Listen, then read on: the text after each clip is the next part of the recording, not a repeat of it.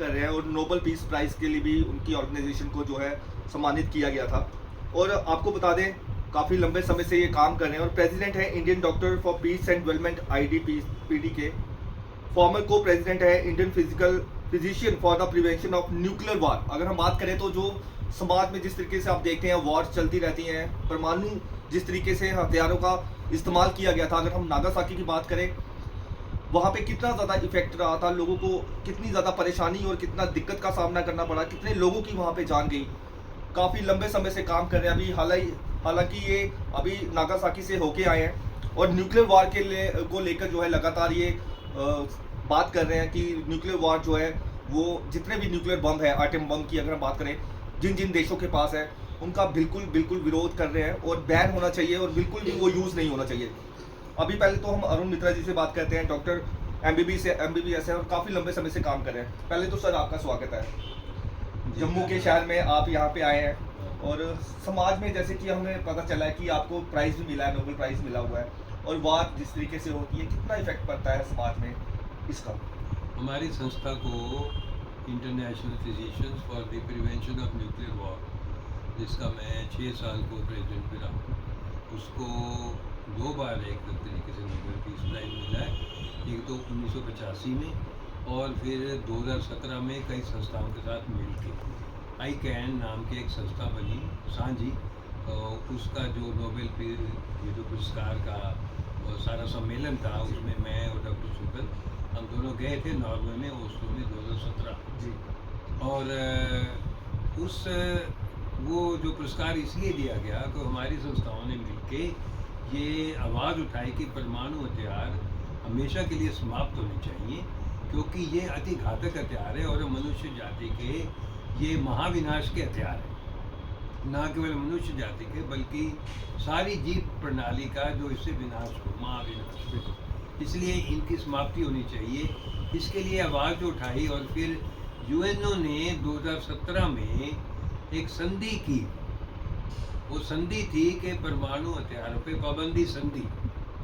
वो जो संधि हुई थी जुलाई में 2017 में, ये पुरस्कार मिला था दिसंबर में जी। और जो संधि हुई थी उसमें लगभग दुनिया के UNO के मेंबर हैं, सारे ही देश थे सिवाय उनको छोड़ के जिनके पास परमाणु हथियार है, वो शामिल ही नहीं हुए। जी। वो शामिल तो हो ना, बहस में तो हिस्सा लें, तभी हम उनको कहेंगे ना भी आप गलत हो। बिल्कुल, अगर वो कोई सामने ही नहीं है तो वो तो भाग गए ना जी। वो एस्केपिज्म है ना, मतलब भाग दौड़ जाना जी, छुप जाना जी।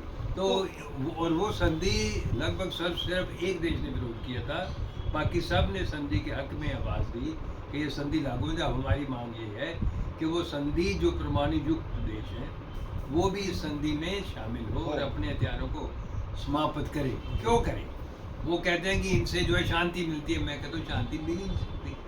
कोई चीज़ अगर दुनिया में पड़ी है ना, वो प्रयोग तो होएगी। और जो परमाणु हथियार है, जो परमाणु अस्त्र है, ये इतने घातक है कि हिरोशिमा नागासाकी में 2 बम गिरे, एक 6 अगस्त 1945, फिर नागासाकी में 9 अगस्त 1945।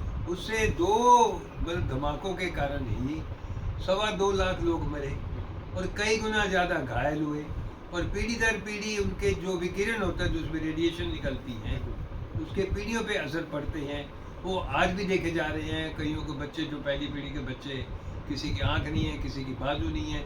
तो ये इसका जो असर है ना, वो केवल ये नहीं कि एक गोली चली एक बंदा मर गया, एक तोप का गोला चला तो 8-10 बंदे मर गए, ऐसा नहीं है। ये पीढ़ी दर पीढ़ी में इसके नुकसान होते हैं। रेडिएशन जो फैलती है इसका नुकसान होता है।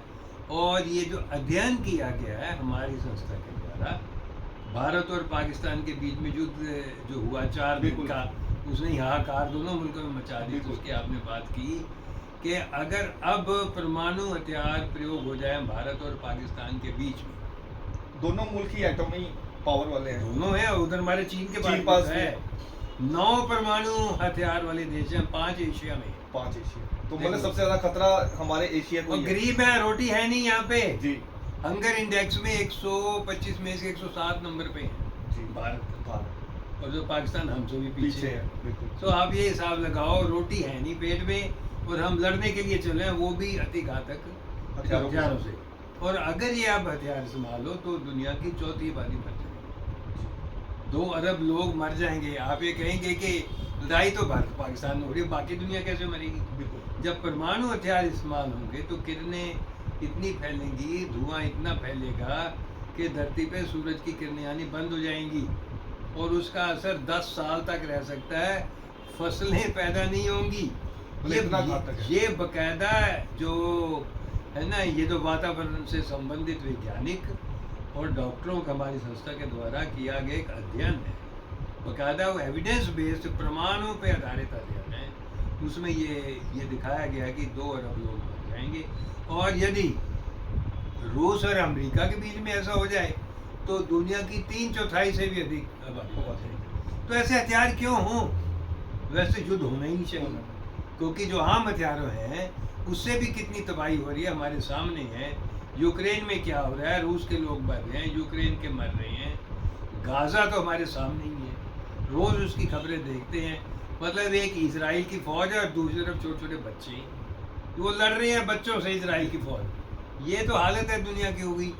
और इसलिए जो युद्ध है ना, अगर ये छोटे छोटे युद्ध चलते रहे तो फिर धीरे धीरे ये फिर परमाणु हथियारों की तरफ जा सकते हैं। मतलब आपका कहना है कि ये जो नागासाकी में जो परमाणु अटैक हुआ था, बम जो गिराया गया था, आज कितना शक्तिशाली है उस वाले आज के जो बम है वो उससे कई गुना शक्तिशाली है। इसलिए मैंने कहा कि अगर आज ये बम इस्तेमाल हुई रूस और अमेरिका के बीच में तो दुनिया की 3/4 से ज़्यादा आबादी। और ये भी अध्ययन कहता है कि जो आधुनिक सभ्यता है ना, ये सारी चरमरा जाएगी, ख़त्म हो जाएगी, नए सिरे से पैदा होना पड़ेगा इंसान को जी। तो वो थोड़ी फिर हम चाहते मतलब हैं। एज ए डॉक्टर आपने पूरा निरीक्षण भी वहाँ पे किया, अभी आप नागासाकी से, जी, हिरोशिमा से होके आए हैं, तो काफ़ी ज़्यादा मुश्किल में लोग रहते होंगे।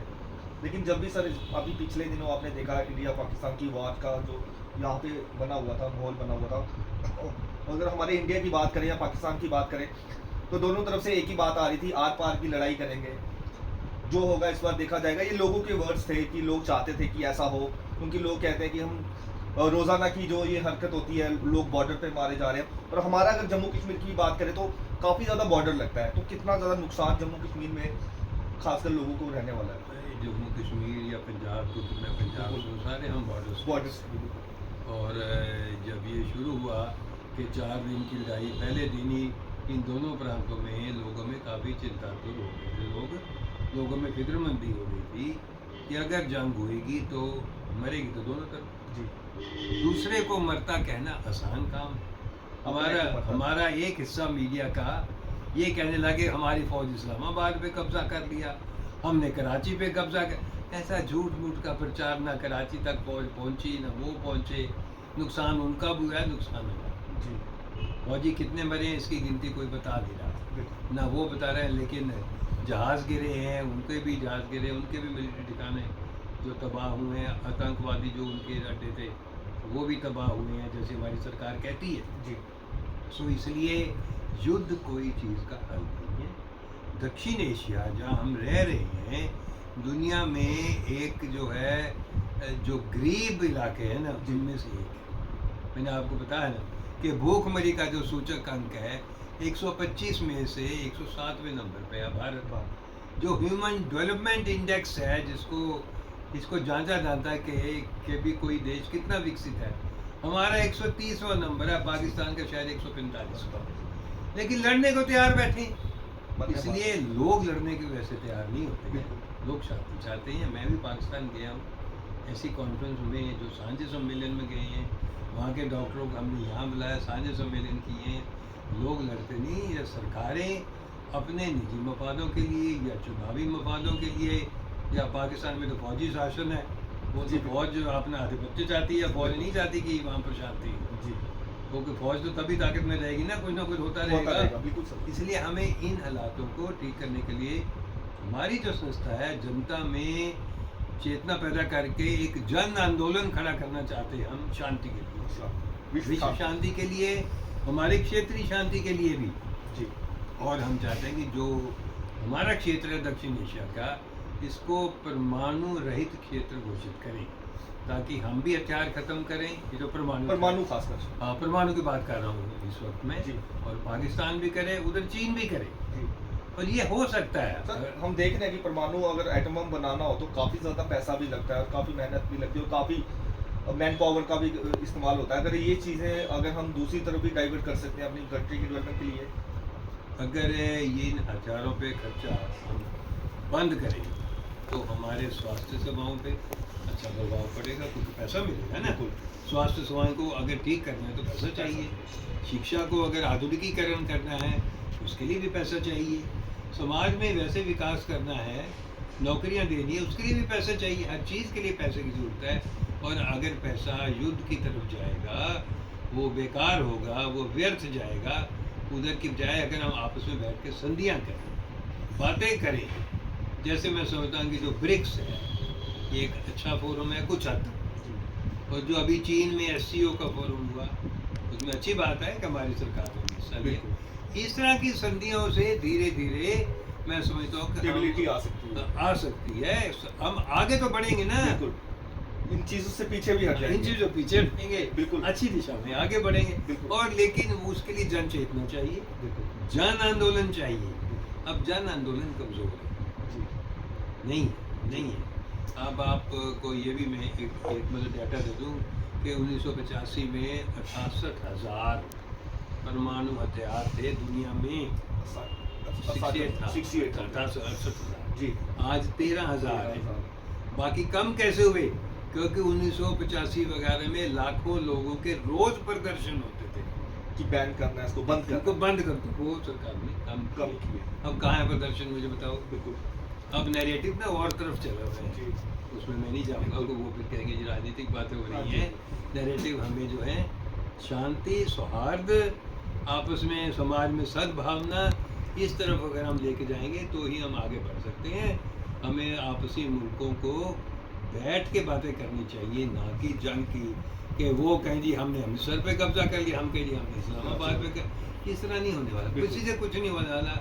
वो भी मर जाएंगे, हम भी मर जाएंगे, और देश की तरक्की वहीं रुकी जाएगी। बिल्कुल। जब मृत्यु हो जाएगी तरक्की क्या है? वही, वो तरक्की तो वही रहेगी। हाँ।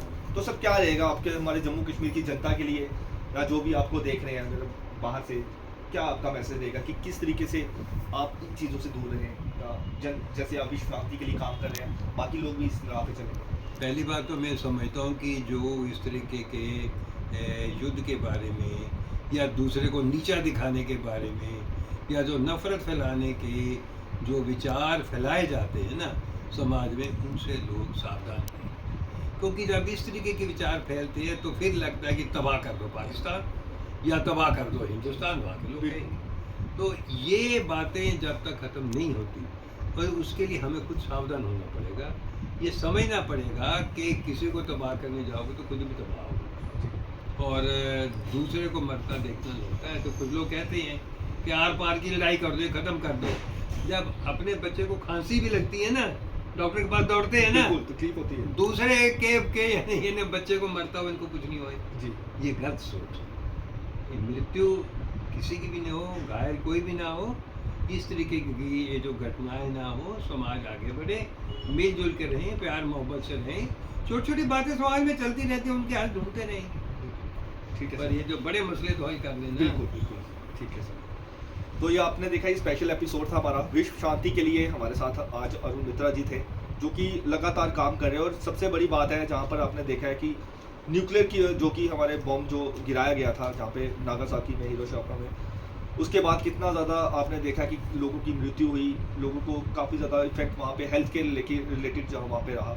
उसी के चलते यहाँ पे इनका जो यहाँ पे चल रहे हैं, यहाँ पे विश्व शांति के लिए काम कर रहे हैं। और इनका कहना है कि बिल्कुल बैन होना चाहिए, और कोई भी देश इस तरीके का अगर परमाणु हथियार के साथ बिल्कुल भी लड़ाई ना लड़े, अगर छोटे मोटे मसले जो होते हैं वो सुलझा ले वैसे ही, तो देश की तरक्की हो सकती है और होती भी है। तो ये स्पेशल एपिसोड देखा आपने, मेरे साथ जुड़े रहे अगली वीडियो के लिए। कैमरामैन न्यूज़ विकास कुमार, गुलिस्तान न्यूज़।